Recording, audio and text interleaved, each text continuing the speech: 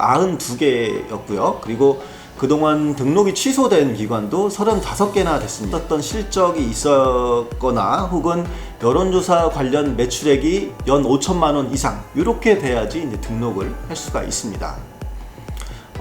그리고 우리나라는 공직선거와 관련해서 정당 지지도나 후보에 대한 선호 이런 거를 물을 때 반드시 중앙선거여론조사 심의위원회를 통해서 해당 설문의 내용 그리고 그 결과를 공개하게 되어 있습니다.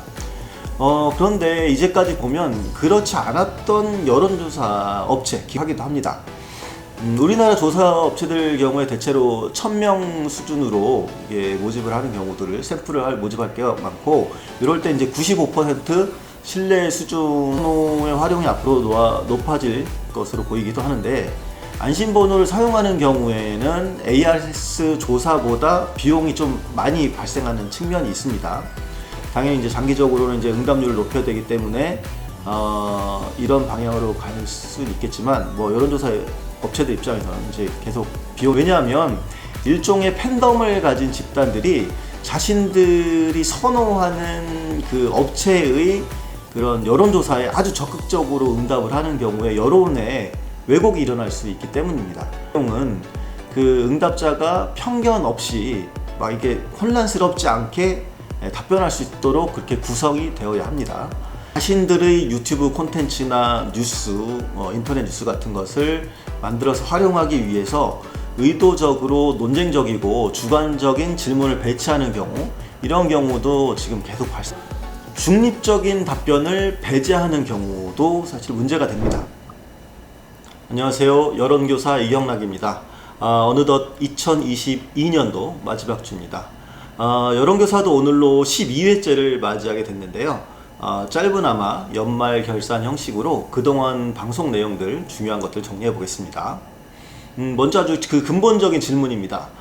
시민들이 여론조사를 믿고 있는가, 혹은 여론조사를 믿을 수 있겠나 하는 점입니다. 이와 관련해서는 7회 차에서 실제 시민들의 반응을 전해드린 바가 있었는데요. 응답자의 48%만이 여론조사 결과에 대해서 신뢰를 했고, 여론조사 회사의 공정성에 대해서 공정하지 않다라는 응답이 49%나 이렇게 아주 높게 나타났습니다. 또 약 66%는 여론조사 기관에 의해서 여론조사가 조작될 수 있다, 이렇게 생각하는 것으로 나타났습니다. 이쯤 되면 시민들이 여론조사라는 것들, 그러니까 결과나 보도를 볼 때 반신반의하고 있다, 이렇게 판단할 수가 있겠는데요. 여론조사 기관들 입장에서는 이렇게 못 믿는 여론조사가 많으니까 좀 뼈아프다, 이렇게 생각할 수도 있겠지만, 어떤 측면에서 보면 시민들이 비판 의식을 가지고 일종의 여론 혹은 언론 권력 감시 기구로서 작용한다, 이렇게 긍정적인 측면도 있을 수 있겠습니다. 그럼 어떤 여론조사를 경계해야 할까요? 오늘은 세 가지 측면에서 살펴보겠습니다. 첫째, 제도적 측면에서 먼저 보겠습니다. 우선 선거법을 통해서 규제하는 부분을 살펴보면, 여론조사 회사는 언론사와 마찬가지로 허가제가 아니라 등록제입니다. 그러니까 허가제는 정부에 이렇게 나 이렇게 할 수 있게 허가해 주십시오 하는 거지만, 등록제는 어떤 요건만 갖추고 있으면 언제든지 등록해서 자유롭게 할 수 있는 이런 제도입니다. 그래서 2017년 이후 현재까지 등록된 여론조사 기관은 총 92개였고요. 그리고 그동안 등록이 취소된 기관도 35개나 됐습니다. 이의 내용들은 중앙선거여론조사 심의위원회 홈페이지에 가면 언제든지 확인을 하실 수가 있습니다. 그런데 이제 이 선거여론조사기관, 이로서 이제 중앙선거여론조사 심의위원회에 이제 등록이 되어야 되는데, 그러기 위해서는, 그렇게 좀 등록이 되기 위해서는 몇 가지 조건이 있습니다. 우선 전화면접 조사 시스템 또는 전화 자동 응답 조사 시스템, 또 ARS라고 하죠. 요거를 사거나 빌리고 있어야 됩니다. 그리고 또 3명 이상의 상근 직원을 고용해야 되고요. 또 10회 이상의 여론조사를 실시했었던 실적이 있었거나 혹은 여론조사 관련 매출액이 연 5천만 원 이상, 이렇게 돼야지 이제 등록을 할 수가 있습니다. 그리고 우리나라는 공직선거와 관련해서 정당 지지도나 뭐 후보에 대한 선호 이런 거를 물을 때 반드시 중앙선거여론조사 심의위원회를 통해서 해당 설문의 내용 그리고 그 결과를 공개하게 되어 있습니다. 그런데 이제까지 보면 그렇지 않았던 여론조사 업체, 기관 이런 것들이 좀 많았습니다.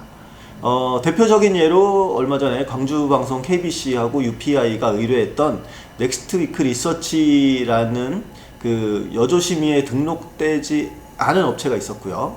그리고 이 업체 같은 경우는 정당 지지도를 묻지 않는 방식으로 해서 설문을 등록하는 것들도 어떻게 보면 회피를 했습니다. 이 내용은 저희가 2회 방송에서 다루긴 했었지만 이 설문에서 보면 대통령 탄핵론이 일각에서 나온다 이런 식으로 좀 여론을 조사를 했었고요. 그리고 민주당 성향 응답자까지 모두 포함한 그런 응답자가 했었던 것을 가지고 유승민 전 의원이 국민의힘 그 당대표 선거도 1위다 이런 식으로 공표를 해서 굉장히 큰 이슈가 된 적도 있습니다. 물론 현재는 이러한 부분들이 계속 이제 언론을 통해서도 문제가 되고 시민사회에서 문제가 되어가지고 해당 업체는 여론조사도 중단했고 그리고 관련 여론조사 내용들도 그 담겨져 있던 홈페이지도 닫힌 상태입니다. 제도 문제 방금 다뤘는데 그 다음으로 두 번째 문제는 여론조사의 형식에 대한 문제입니다. 여론조사를 수행하는 방법은 다양합니다. 원래 그 선거 여론조사의 목적은 수집된 샘플을 통해서 모집단이라고 할 수 있는, 그러니까 원본이라고 할 수 있는 대한민국 유권자가 생각하는 것, 그것과 최대한 일치하게끔 만드는 거, 그렇게 추정을 하는 거, 이런 것들을 목적이라고 둘 수가 있겠습니다. 좀 쉽게 말씀드리자면 우리나라 유권자가 4,419만 명 정도 이렇게 되는데 그 유권자들이 선택하는 비율, 그리고 조사 업체가 1000명을 기준으로 해서 조사해서 나온 결과의 비율, 이런 것들이 최대한 같을 수 있도록 노력을 합니다. 그런 것이 이제 최대한 같을 수 있게 되도록이면 똑같이 나오는 게 이제 목표라고 볼 수 있겠죠. 예를 들어서 4,419만 명 중에 20%가 중도라고 제 의견을 밝혔다면 1000명을 조사했을 때도 그 200명이 중도라고 답할 수 있어야지 그 샘플이 어쨌든 좀 정확하다 이렇게 볼 수가 있겠죠. 그래서 모집단인 유권자를 반영한다 이렇게 하는 것, 이런 것들이 이제 여론조사 기관이 목표로 하는 것이라고 할 수 있겠습니다. 그래서 여론조사 기관들은 어떻게 하면 우리나라 유권자의 그 실제와 가장 닮은 샘플을 수집할까 고민을 하게 되고 여러 가지 방법론을 쓰게 됩니다. 이를 위해서는 우선 좀 연령별, 지역별 그렇게 유권자 수에 따라서 샘플을 뽑고 그게 미흡할 경우에는 조금 가중치를 두고 조정을 하기도 합니다. 우리나라 조사 업체들 경우에 대체로 1000명 수준으로 모집을 하는 경우들을 샘플을 모집할 게 많고, 이럴 때 이제 95% 신뢰 수준을 가지고 모집단을 추정하는 경우가 많습니다. 통계적으로 볼 때 100명과 1000명일 경우에 신뢰 수준의 차이는 크지 않지만 1000명과 2000명의 차이는 굉장히 크다고 볼 수가 있겠습니다. 통계적으로 봤을 때 100명과 1000명일 경우에 신뢰 수준의 차이는 큽니다. 그러니까 100명으로 조사한 건 믿기가 굉장히 어렵죠. 근데 1000명 같은 경우에는 우리가 방금도 말씀드린 것처럼 95%의 그 신뢰 수준을 가지고 있고, 그런데 1000명과 2000명의 차이는 크지가 않습니다. 2000명을 하더라도 97% 정도 그렇게 신뢰 수준이기 때문에 크지가 않고, 비용 측면에서도 그렇고 확률이나 통계학적인 의미에서 봤을 때에도 굳이 1000명 이상의 조사를 해서 신뢰도를 좀 높이려고 하는 시도들은 별로 많지가 않습니다. 이에 대해서 이제 일반적으로 그렇게 생각하실 수 있어요. 겨우 1000명 가지고서 어떻게 전체 유권자의 의사를 알 수가 있느냐, 이렇게 질문하실 수 있는데 썩 적절한 문제 제기는 아니라고 볼 수 있습니다. 그러니까 우리가 감정적으로는 일단 4천만이 넘는데 겨우 1000명으로 어떻게 그 의견을 아느냐라고 이제 얘기는 할 수 있겠지만, 그게 좀 그런 추정이 어불성설을 갖지만 실제 통계적으로 봤을 때에는 1000명 정도에서 추려서 하는 것들도 합리적인 추정이다 이렇게 볼 수가 있습니다. 다만 더욱 합리적으로 추정을 하기 위해서 어떻게 모집단에 가까운 샘플을 모으는가, 이렇게 하는 점은 매우 중요한 문제라고 볼 수가 있겠습니다. 이와 관련해서 이제 여러 가지 쟁점들이 있는데, 일단 유무선 전화인지 여부에 따라서 다릅니다. 대체로 유선 전화는 자택에 이제 많이 계시는 그 주부나 노년층들이 받으시는 경우가 많아가지고 보수 편향적이다, 이런 비판을 과거에 많이 받아왔습니다. 그래서 지금은 대부분 그 여론조사가 이미 전 국민이 많이 쓰고 있는, 대부분이 쓰고 있는 그런 무선 전화를 포함해서 무선 전화만을 대상으로 하는 경우가 많고, 그리고 유선 전화를 포함하는 경우도 한 10% 이하로 포함시켜서 하고 있습니다. 또 과학적으로 입증은 안 되었지만 업계에서는 ARS, 즉 자동응답 시스템보다는 전화 면접을 직접 물어보는 그 방식이 더 신뢰도가 높다, 이렇게 여겨지는 경향이 있습니다. 이런 것은 또 응답률과도 관련이 있는데, 기계음으로 시작하는 설문의 경우에 좀 바로 끊어버리는 경우가 많습니다. 여러분들도 그 경험이 있으실 텐데, 뭐 대출 광고나 이런 것 같아가지고 기계음이 나오면 바로 끊어버리죠. 그런 문제 때문에 응답률이 떨어지기도 하고, 또 RDD냐 안심번호냐의 차이도 좀 있습니다.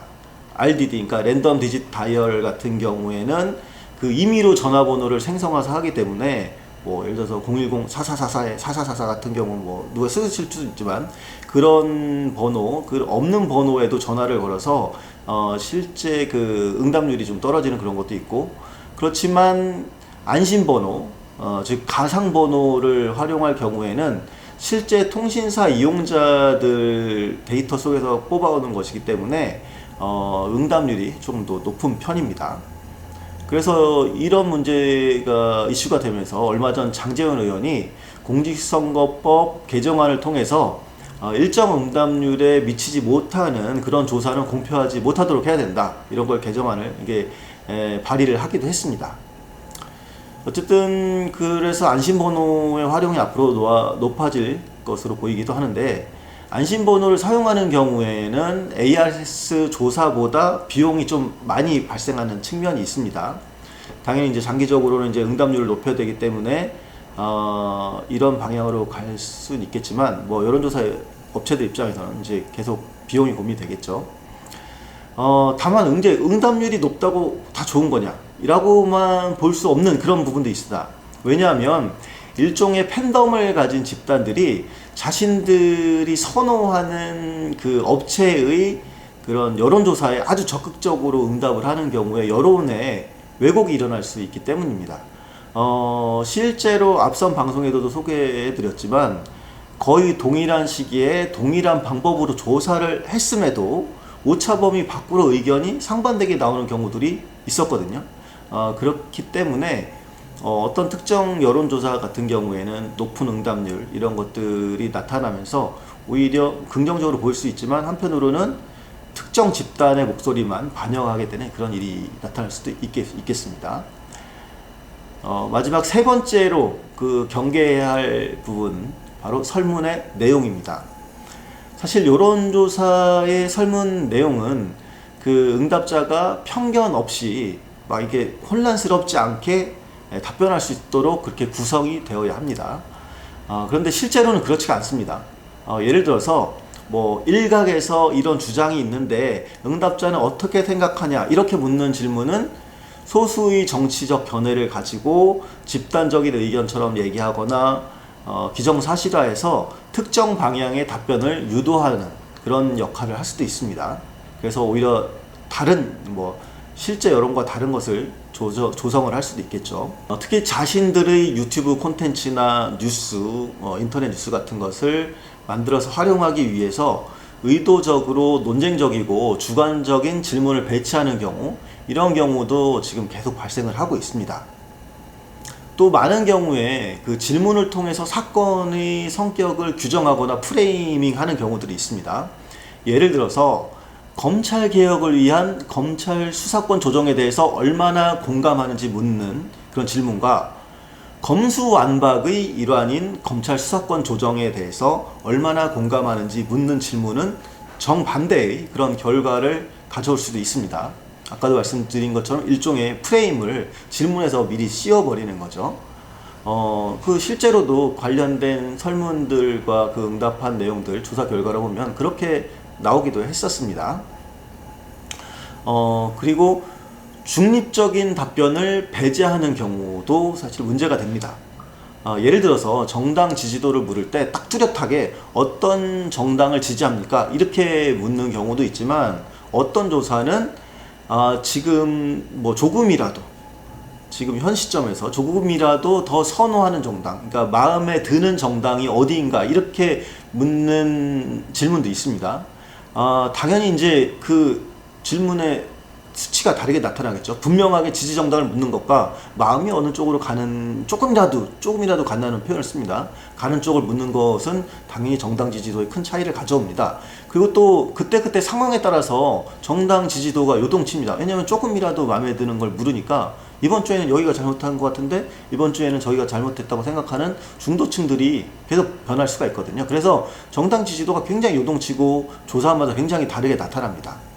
아무튼 그런 부분들은 이제 굉장히 문제가 될 수 있죠. 뭐 구독자 여러분들도 스스로 생각해 보시기에 어떤 정당을 본인이 지지한다고 생각할 때 정당에 대한 지지도가 그렇게 막 매주 이렇게 바뀌시나요? 네, 그러시지 않죠. 저희가 12회라는 많지 않은 방송을 해왔음에도 여론조사의 문제점이 이렇게 많이 발견이 되었습니다. 내년에도 여론조사 관련된 언론 보도의 문제점에 대해서 더욱 적극적인 문제 제기를 하는 그런 여론조사가 되겠습니다. 올 한해 뭐 늦게 시작했지만 구독해 주셔서 감사하고 내년에 다시 찾아뵙겠습니다. 감사합니다.